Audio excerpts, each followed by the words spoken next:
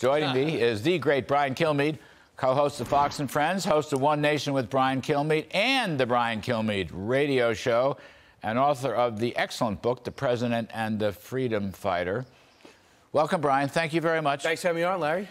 So I just want to start. We've got a couple things to talk about. But this movement towards socialism, we're in a long-term economic slump. Biden's just made it worse, but it's been slumping for 2 decades, maybe a couple of good years with Trump's tax cuts, but it's a long-term slump.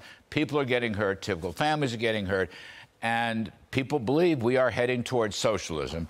And I want to get your take on that. Are we heading towards socialism? What do we have to do to stop it? Well, what it has to do is this. I'd love to see somebody who's getting some benefit from these programs say, I'm going to take less.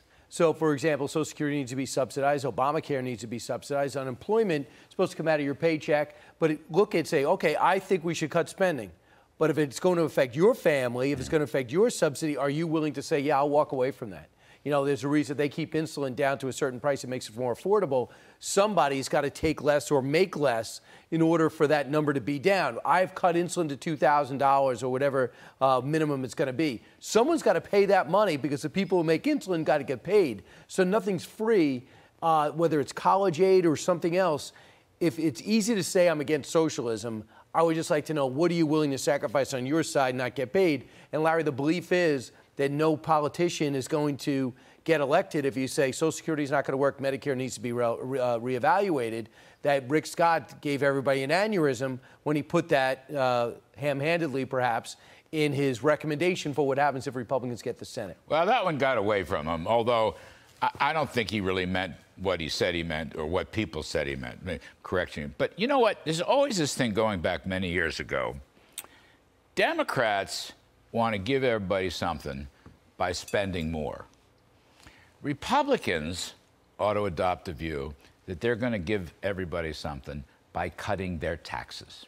So I want to see some backbone from the new Republicans in the House, for starters, cut spending and taxing, and while they're at it, if they can, cut regulating as well. But it doesn't have to be root canal austerity. Right. If I let you keep more of what you earn, which is supposed to be a Republican mantra, even though I acknowledge it got lost in the last election and got lost in that terrible omnibus bill. But go back to basics on that. That's why I want them to have backbone. Be fearless. Oppose the debt bill and ask for lower spending and lower taxing. Just so you know, I think you're right if the other side's negotiating. But right now, President Biden wants to change the tone, wants to change the lead story. So what he's going to do is say, not negotiating, I'm going to shut it down. And that's very short term. You're thinking more long term. I'm thinking, you know what? I'll even go now. My prediction is within days or weeks, Biden's going to get blown out of the water. You know who's going to blow him out of the water? Several Democratic senators in Trump states up for re-election. Biden, with his documents, classified document scandal, can't hold that position. Already, even Joe Manchin has said you got to negotiate. You got to negotiate. He'll never be able to hold that position. Right. I mean, the goal with the debt ceiling, am I right, was to reevaluate what brought us here. Yes. Even if you decide to go on, reevaluate what's going to change afterwards for both sides. That's why it's there. That's You can't keep spending $5 trillion or borrowing $5 trillion every 2 years. You just can't do that. And they lifted the debt ceiling for 2 years prior. What I would love to see, if it's possible, is become a national figure, a national politician, by talking about people competing. Let's go back and compete. I want to see how you're going to go to college, try to be the valedictorian. I want to go out, go get a business and try to make it work. Let's get support systems and rather than handouts. I just think that we got to get back to America competes. We don't win every time, but we got to go all in on that. And I'm wondering if that message could resonate. The glory in the effort and the competition, because we seem to be dulling and recoiling from competition, whether it's kids deciding they don't want to do youth sports or it's people deciding that they don't want to go get a job for less than $76,000 a year. Everyone wants to be equal at the finish line. The American tradition is we're equal at the starting line, and then we have our God-given talents at the finish line. It's a crazy idea. We always want the rematch. It's a crazy woke idea. But, you know, you had another point when you and I were texting. 17 Virginia high schools won't publish the merit scholarship results. Or give it out. Now, that is typical of what you're saying, but it's very bad. You know, about 7 years ago, probably inside 10 years ago, I started seeing this big trend. No more class rank. number one, which is a way to give an understanding the way the school in Illinois might be equal to one in Texas. Well, we don't know if the school is harder or more demanding, but I know how you rank compared to your classmates. It's better than the GPA, I always thought. Okay, then no more valedictorians, no more salutatorians. Why is that? Well, you know, there's only going to be one winner, and I don't think that's really a good No, you're supposed to have a winner. That kid that sacrifices all these things to be, instead of being good grades, get great grades, and then the best grades, those are the people who should go to the best colleges. Why not? They got rid of that. And now all of a sudden we find out for 17 schools who have, I guess, all these kids, these thousands of kids, have got merit scholarships, some of which is cash, let alone goes on a resume to say, I want that kid in my school, whether it's Wesleyan or Harvard. All of a sudden, we find out over the course of a couple of years, these kids haven't been informed of it because they want equity. They don't want kids feeling bad who didn't get the merit scholarships. These parents are going to sue. It's 7. You're supposed to be 1, then it was 5, then it was 13, up to 17. And this is Virginia. Obviously, Youngkin is outraged, and there's going to be a new law to make sure kids get the award that they earned. Nuts. But how many other states are doing the same thing? See, that's the thing. It's Compete, punishing. win. This is part of the Biden woke socialist punishing success. Yeah. The kids who work their tails off, okay? They don't go out. To get good grades or to be a good athlete, for example, Absolutely. you have to work really super hard. And what they're saying is, it doesn't matter. We're all going to be equal at the finish line. We're not going to have merit scholarships. We're not going to have class rankings.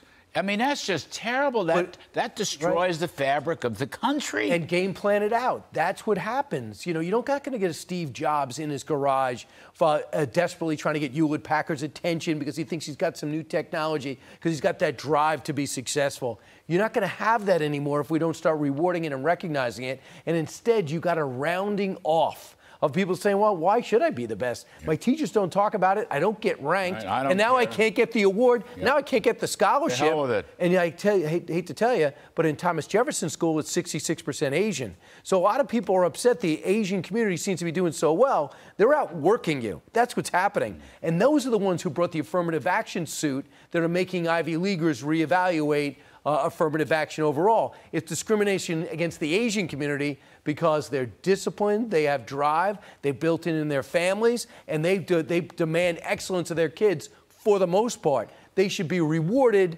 not punished. That's right. That's the thing. Reward success, don't punish. Forget about nationality. Last one. I can't help myself on this. Climate zealots at Davos. Now, I'm thinking of one in particular who screamed out money, money, money, money 9 times. But climate zealots in Davos, what do you make of that? Well, I mean, Al Gore, the movie that he put out 20 years ago, none of which almost anything came true. And then he amends it on none of that, his cataclysmic attitude, none of it came true. But what I talk about on One Nation, I'm going to talk about this weekend, is the fact is they have scared the hell out of the next generation of 7th and 8th graders, 9th graders. They become crazed at 11th, 12th grade, like the Cold War generation was legitimately concerned about a nuclear war, and they should have been. Cuban Missile Crisis. World almost blew up.